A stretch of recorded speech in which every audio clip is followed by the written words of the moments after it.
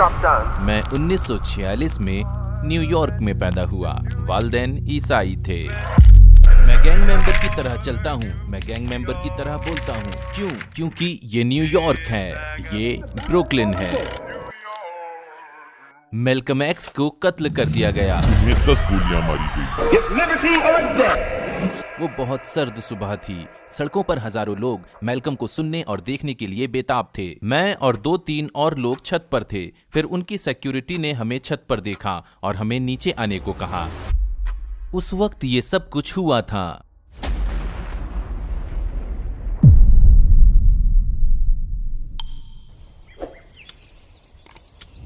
अस्सलामुअलैकुम शेख खालिद यासीन, हमें आपको अपने साथ देखकर बहुत खुशी हो रही है। मेरा पहला सवाल ये है कि खालिद यासीन कौन है और क्या हम आपकी ज़िंदगी के बारे में मुख्तसरन जान सकते हैं? अल्हम्दुलिल्लाह, अस्सलातु वस्सलाम अला रसूलल्लाह। मैं 1946 में न्यूयॉर्क में पैदा हुआ। वालिदैन ईसाई थे और वालिदैन होने के बावजूद मैं यतीमों की तरह पला बढ़ा।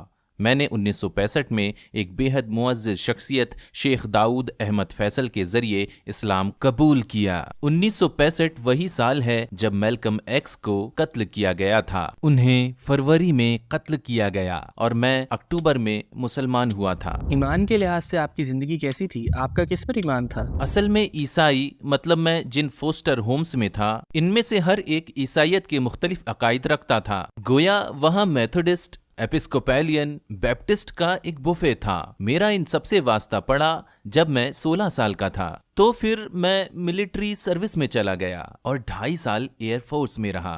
जब मैं मिलिट्री सर्विस में था तो वहाँ कैथोलिक मजहब अक्सरियत में था। वहाँ मुझे पादरी के पास जाकर बात करने का एक मौका मिला, क्योंकि मेरा ख्याल था कि पादरी ही वो शख्स है जो आपकी रहनुमाई कर सकता है। फिर मुझे इसमें मुतजाद बातें नजर आईं। मैंने कैथोलिक मजहब को अपनाने की कोशिश की, लेकिन ये बहुत बेलचक और सूफियाना था, बहुत यूरोपी सा, बहुत सर्द। और कैथोलिक चर्च के अंदर कुछ बहुत बड़े तजादात थे जो बाद में जाहिर हुए। क्या आप इनमें से कुछ तजादात के बारे में हमें बता सकते हैं? जब मैं एयरफोर्स में था तब भी मैं ईसाइयत पर अमल करने की कोशिश कर रहा था रिवायती तौर पर। जब मैं 7 साल का था इसकी बातें समझ से बाहर थी, लेकिन उन्हें कबूल करना पड़ता है क्योंकि आपको यही बताया गया होता है। लेकिन कुछ ऐसी बातें थी जो बिल्कुल नामाकूल थी। जैसे कि ईसा का खुदा होना और खुद अपना बेटा भी होना, ये मेरे लिए गैर माकूल बात थी। और फिर उनकी शख्सियत रूहुल कुदुस की भी बताई जाती है। तो ट्रिनिटी एक तस्वुर में 3 लोगों का मजमुआ, एक शख्स में 3 मुख्तलिफ लोग, लेकिन एक खुदा, ये मेरी अक्ल से बाहर था। तो आपका इस्लाम का सफर कैसे शुरू हुआ? 17 साल की उम्र में मुझे ट्रेन का सफर याद है जहां मैंने वो खत देखा। वो न्यूयॉर्क टाइम्स था और न्यूयॉर्क टाइम्स ने एक पूरे सफ़े का इश्तिहार दिया था। ये उन्होंने मक्का से मैल्कम का खत शाया किया था। मुझे इस खत को पढ़ना याद है और इस खत में मैल्कम ने कुछ बातें बयान की थी। इसने कुछ अल्फाज इस्तेमाल किए जैसे मक्का, पैगंबर मोहम्मद सल्लल्लाहु अलैहि वसल्लम, काबा और कुरान, हज, अरफात का नाम लिया। उन्होंने इस खत में 5-6 ऐसी चीजों के नाम लिए जो मैंने पहले कभी नहीं सुनी थी। उस वक्त हमारे पास सोशल मीडिया तो था नहीं, ताहम उस वक्त मैं उन चंद खुशकिस्मत नौजवानों में से एक था जिनके पास एनसाइक्लोपीडिया ब्रिटानिका का एक सेट मौजूद था। मैं एनसाइक्लोपीडिया पर गया और ये अल्फाज तलाश किए। मुझे जवाब मिल गया। मैंने ये अल्फाज पहले कभी नहीं देखे थे। जब इन अल्फाज का मतलब पता चला तो मुझे समझ आया कि मैल्कम वहां क्यों चले गए थे और वो अपनी कार रिवर्स क्यों ना कर सके। तो आप इनसे काफी मुतासिर थे। क्या आपकी मैल्कम एक्स से मुलाकात हुई थी? मैंने नेशन ऑफ इस्लाम का जायजा लेना शुरू किया जिससे वो उभरे थे। मैं उनके अल्फाज और मक्का के सफर का जायजा लेने लगा और उनके कत्ल से कुछ अरसा पहले मुझे हार्लेम में उनकी एक तकरीर सुनने का मौका मिला था। वो बहुत सर्द सुबह थी। शायद वो होटल थेरिसा से खिताब कर रहे थे जो अब वहां नहीं है। मैं भी इस मजमे में मौजूद था। सड़कों पर हजारों लोग मैल्कम को सुनने और देखने के लिए बेताब थे। हमने उन्हें देखा, हम आए। मैं और 2-3 और लोग छत पर थे। फिर उनकी सिक्योरिटी ने हमें छत पर देखा और नीचे आने को कहा। हम नीचे आ गए। हम बहुत ठंडे हो रहे थे। उसने हमें बुलाया اور ہم نے ہاتھ ملائے۔ میرے لیے وہ وقت بہت ہی یادگار تھا۔ اس وقت یہ سب کچھ ہوا تھا۔ میلکم بہت جوشیلا تھا۔ وہ ایک ایسی شخصیت تھا جسے افریقی امریکیوں نے کبھی نہیں دیکھا تھا، لیکن میلکم نے اسلام قبول کیا۔ انہیں فروری 1965 میں قتل کر دیا گیا۔ میں 17 یا 18 سال کا تھا۔ انہیں فروری میں قتل کیا گیا اور میں اکتوبر میں مسلمان ہوا۔ آپ نے کلمہ کیسے پڑھا؟ میرا ایک دوست تھا زکریا رشید، اللہ اس پر رحم کرے۔ میں اس کے والد سے ملا تھا۔ اس کے والد کا نام علوان رشید تھا، اللہ ان پر بھی اپنی رحمتیں نازل کرے۔ ایک بہت ہی غیر معمولی، ذہین، طاقتور سوچ کے آدمی تھے۔ انہوں نے مجھے شیخ داؤد احمد فیصل کے پاس بھیجا، جن کا تعلق اسلامک مشن آف امریکہ سے تھا، اور 5 اکتوبر 1965 کو اسلامک مشن آف امریکہ میں مسلمان ہو گیا۔ میں کبھی نیشن آف اسلام کی طرف نہیں گیا۔ میں نے براہ راست اسلام قبول کر لیا اور پھر میں نے اپنی اسلامی، آپ کہہ سکتے ہیں اسلامی ترقی کا سفر شروع کیا۔ اس کا آغاز اکتوبر میں ہوا۔ آپ کے قبول اسلام پر آپ کی فیملی اور ارد گرد کے لوگوں کا رد عمل کیسا تھا؟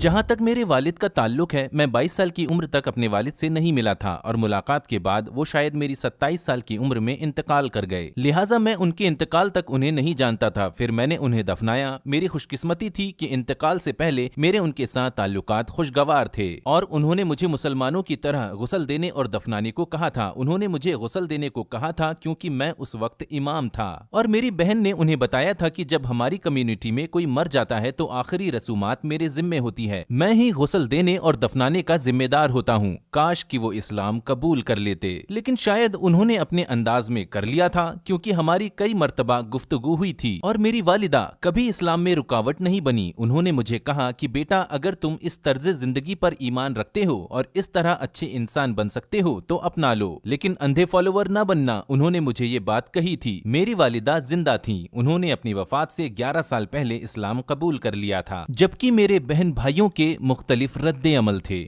لیکن وقت کے ساتھ ساتھ خدا کے حکم سے، میں اسے اپنی خوبی یا بڑائی نہیں کہوں گا، بالآخر میں ایک طرح سے اپنی فیملی کا کاؤنسلر بن گیا۔ تو آج اسلام سے مجھے جو کچھ ملا، عمومی طور پر اس سے میں ان کی رہنمائی کر رہا ہوں، خواہ وہ میری بات نہ مانے، لیکن اخلاقی طور پر میں فیملی کا رہنما بن گیا، اور آج میرے خاندان میں تقریباً 151 مسلمان ہیں۔ یہ واقعی بہت بڑی تعداد ہے۔ ان میں سے کس کا قبول اسلام آپ کے لیے سب سے اسپیشل تھا؟ میری والدہ کا قبول اسلام ایسا تھا کہ اگر 70,000 یا 75,000 بھی ہوتے تو وہ میری والدہ کے برابر نہیں ہوتے، اور مزے کی بات یہ ہے کہ میری والدہ کو کلمہ پڑھانے والا میں نہیں تھا۔ میری والدہ شاید 25-30 سال سے مجھے فالو کر رہی تھی، مجھے مدد اور ریسپیکٹ دے رہی تھی۔ یہ میری صومالی بیوی تھی جو ان کو کلمہ پڑھانے کا ذریعہ بنی۔ میری صومالی بیوی زیادہ انگلش نہیں بول سکتی تھی، میری والدہ کے ساتھ اس کا حسن سلوک ہی وجہ بنا تھا۔ میری والدہ نے مجھے بتایا کہ ایک دن وہ چرچ جانا چاہتی تھی، انہیں معلوم نہیں تھا کہ چرچ کہاں ہے، تو آمینہ نے کہا، امی میں آپ کو چرچ لے جاؤں گی۔ والدہ نے کہا، تم مجھے چرچ لے جاؤ گی؟ آمینہ انہیں گاڑی میں چرچ لے گئی۔ جب وہ وہاں پہنچے تو میری والدہ نے آمینہ سے کہا، کیا تم کار میں باہر ہی میرا انتظار کرو گی؟ آمینہ نے کہا، نہیں امی، میں آپ کے ساتھ چرچ میں آؤں گی۔ آمینہ صومالی لڑکیوں کی طرح پورے حجاب میں تھی، وہ چرچ میں آخر تک ان کے ساتھ بیٹھی اور پھر واپس انہیں گھر لے آئی۔ میری والدہ نے مجھے بتایا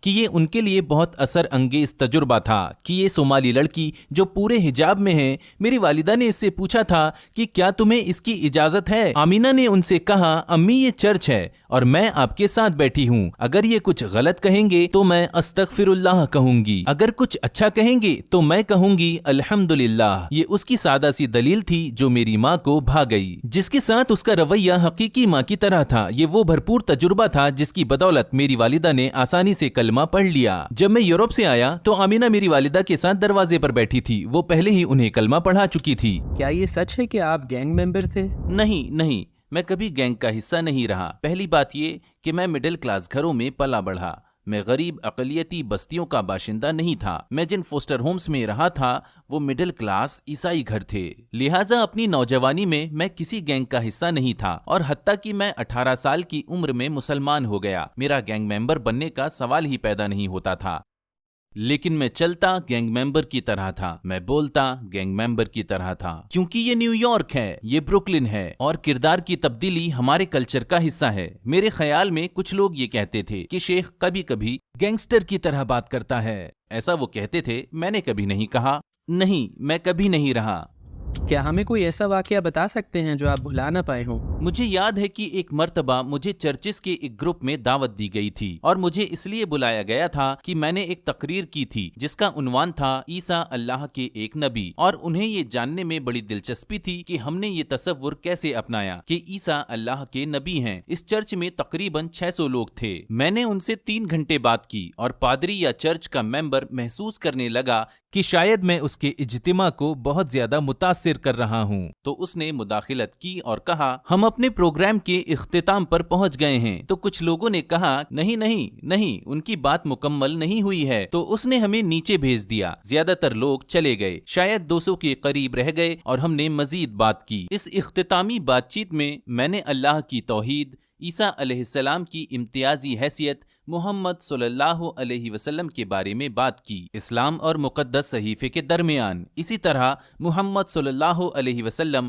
اور حضرت عیسیٰ علیہ السلام کے درمیان موجود ایک جیسی خصوصیات بیان کرتا رہا۔ پھر میں نے ان سے پوچھا کہ جو کچھ آپ نے سنا، کیا آپ گواہی دیتے ہیں کہ اللہ تعالیٰ کے سوا کوئی بھی عبادت کے لائق نہیں ہے؟ اور ان میں سے کم از کم 80 نے کہا کہ ہاں۔ جب میں نے ان سے پیغمبر محمد صلی اللہ علیہ وسلم کے بارے میں پوچھا تو انہوں نے کہا ہاں۔ میں نے ان سے کہا، آپ سب مسلمان ہو گئے ہیں۔ انہیں حیرت کا جھٹکا لگا، ہم کیسے مسلمان ہو سکتے ہیں؟ ہم تو عیسائی ہیں۔ دراصل آپ جبرن عیسائی ہیں، لیکن تصدیق کے لحاظ سے آپ مسلمان ہو گئے ہیں۔ اب آپ اس مسئلے کو کیسے حل کرتے ہیں، یہ میری ذمہ داری نہیں۔ اس واقعے کو ہی دیکھیں اس دعوت نامے میں انہوں نے کیا رویہ اپنایا۔ انہوں نے اپنے چرچ میں ایسا رد عمل دیا، یہ سب کچھ ہوا اور میں اس کا گواہ ہوں۔ اسی واقعے کو پوری دنیا پر رکھ کر سوچیں، اگر مسلمان عیسائیوں کے ساتھ اسی طرح رابطہ رکھتے اور ہم عیسائیوں کے ساتھ ایسا ہی رویہ اپناتے جیسا انہوں نے میرے ساتھ اپنایا، تو میرے خیال سے حالات بہت مختلف ہوتے۔ پیغمبر محمد صلی اللہ علیہ وسلم کے بارے میں کون سی بات نے آپ کو سب سے زیادہ متاثر کیا؟ یہ حقیقت کہ پیغمبر صلی اللہ علیہ وسلم کو اللہ کی طرف سے عیش و عشرت کی زندگی گزارنے نہیں دی گئی، انہیں آرام کا کوئی موقع نہیں ملا۔ اگر آپ ان 13 سالوں میں حضور صلی اللہ علیہ وسلم کی سیرت اور تمام غزوات، لڑائیاں اور وہ معاہدے جو انہوں نے لکھے یا جن کا پیغام جبرائیل علیہ السلام لے کر آئے، اور بہت سے معاملات، اگر آپ ان کی زندگی کو دیکھیں تو وہ بالکل نان اسٹاپ تھی، اور یہ بالکل ناقابل یقین ہے کہ یہ مسلسل سرگرمیاں کسی ایسے شخص کی ذمہ داری ہے جسے پیغام بھی پہنچانا ہے، لوگوں کو منظم بھی کرنا ہے، ایک جج کا کردار، ایک سالس کا کردار نبھانا ہے، لوگوں کو انسپائر کرنا ہے، علم سکھانا ہے جو جنگجو بھی ہیں، سپہ سالار بھی ہیں، حکمران بھی ہیں، شوہر بھی ہیں، دوست بھی ہیں۔ انہوں نے یہ سب کیسے کیا؟ صرف وحی کی وجہ سے، خدا کے حکم کی بدولت۔ مذہب کو سکھانے میں سب سے بڑی غلطی کون سی کی جاتی ہے؟ لوگوں کو جبرن سکھانا۔ آپ کو ٹافی کھانے کے لیے بچوں کو جبرن سکھانا نہیں پڑتا۔ آپ نوجوانوں کو جبرن نہیں سکھاتے کہ اپنے فونز کیسے استعمال کرنے ہیں۔ یہ موبائل فون، کوئی بھی اس کے بغیر گھر سے نہیں نکلتا، صبح اٹھتے ہی سب سے پہلے اسی کا خیال آتا ہے۔ تو جو دلچسپی، جو تعلق ان کا فونز اور اس سوشل میڈیا کے ساتھ ہے، اگر ہم اسلام کو اتنا ہی پرکشش بنا دیں، اسلام کو اس سے جوڑ دیں، تو یہ خوب پھلے پھولے گا۔ لیکن ہماری پرانی نسل شروع ہی اس بات سے کرتی ہے، اوہ ٹی وی حرام ہے، یا موویز حرام ہیں، یا موبائل فون حرام ہے، اور آپ بچوں کو ڈرا رہے ہوتے ہیں صرف اس لیے کہ آپ نے کچھ نہیں سمجھا ہوتا۔ میرے خیال میں اگر آج ہر باپ اپنے بیٹوں کے ساتھ زیادہ وقت گزارے اور مائیں اپنی بیٹیوں کو مزید وقت دیں، ایک دوسرے سے ملیں، ایک دوسرے کو سنیں، ساتھ مل کر مسائل پر بات کریں، ایک ہی ٹیکنالوجی ساتھ مل کر استعمال کریں، ایک دوسرے کی حوصلہ افزائی کریں، تو بالآخر اسلام ایک دین، ایک نظام حیات کے طور پر ٹیکنالوجی کا حصہ بن جائے گا۔ یہ صنعتی رجحان کا حصہ بن جائے گا۔ اسلام ہر جگہ موجود رہے گا، یہ کوئی علیحدہ چیز نہیں ہوگی۔ اگر آپ کو دنیا کے تمام غیر مسلموں سے بات کرنے کا موقع ملے تو آپ انہیں کیا کہنا چاہیں گے؟